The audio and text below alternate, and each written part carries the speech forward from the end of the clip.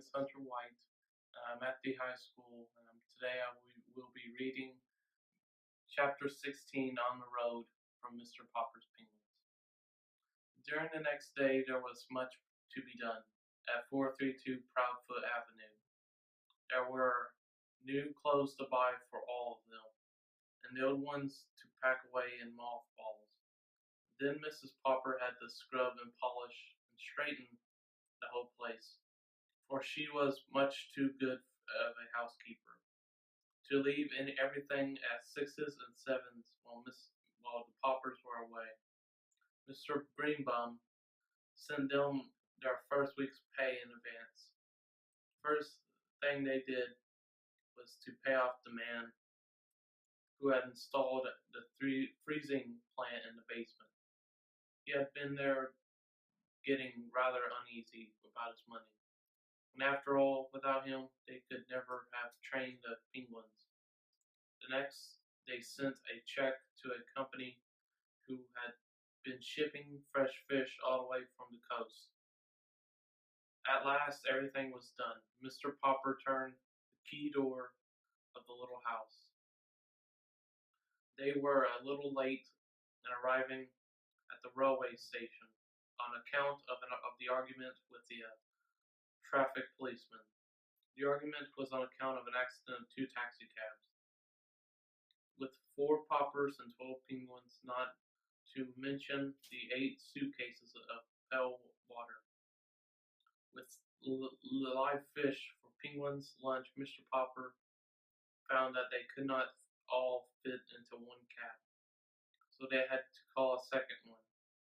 Each of the taxi drivers was eager to be the first to get to the station and surprise people there by opening the door of his cab, letting out 6 penguins, so they raced each other all the way in the last block.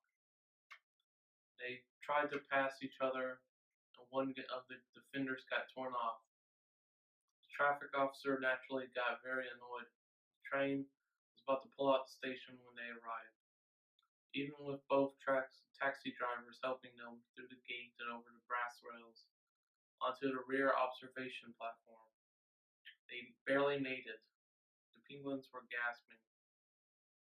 It had been decided that Mr. Popper should ride in the baggage car with the penguins to keep them from getting nervous, while Mrs. Popper and the children should ride in the Pullmans because of getting on at the observation.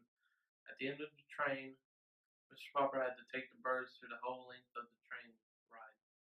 It was easy enough to get them through the club car, even with the pail of fish to carry. In the sleeping cars, however, where the porter was already making up some of the berths, there was trouble. The porter's ladders offered too much temptation to the penguins. There were a dozen happy orcs from the dozen ecstatic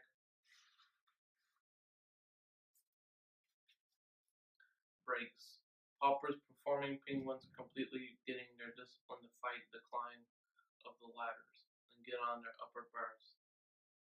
Poor Mr. Popper, one of the old ladies screamed as she was getting off the train, whether it was going to be 90 miles an hour or not.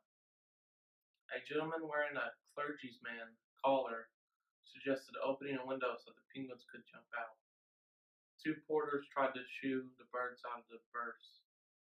Finally, the conductor and the brakeman with the lantern came to the rescue. It was quite a while before Mr. Popper got his pets safely into the baggage car. Mrs. Popper worried a little at the start over the idea of having Jenny and Bill miss 10 weeks of school while they were on the road, though the children did not seem to mind. "And you must remember, my love," said Mr. Popper, who had never been out of still water in spite of his dreams in distant countries, "that travel is very, very broadening."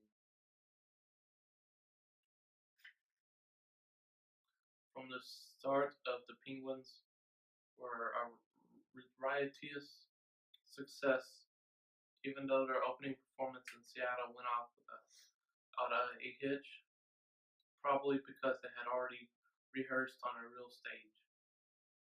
It was there that the penguins added a little novelty number to their own program. They were first thing on the bill. When they finished their regular act, the audience went wild. They clapped and stamped and roared for more Mr. Popper's Penguins performing penguins. Jenny and Bill helped their father herd the penguins off the stage so that the next act could go on. This act was the tightrope walker named Monsieur Duval. The trouble was, instead of watching him from the wings, as they should have done, the penguins got interested and walked down the stage again to watch him more closely. Unfortunately, at this moment, Monsieur Duval was doing a very difficult dance on that high wire overhead. The audience, of course, thought that the penguins were all through. They're very much pleased to see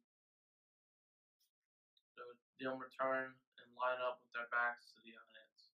Look up at Monsieur Duval, dancing so carefully on a high wire above them.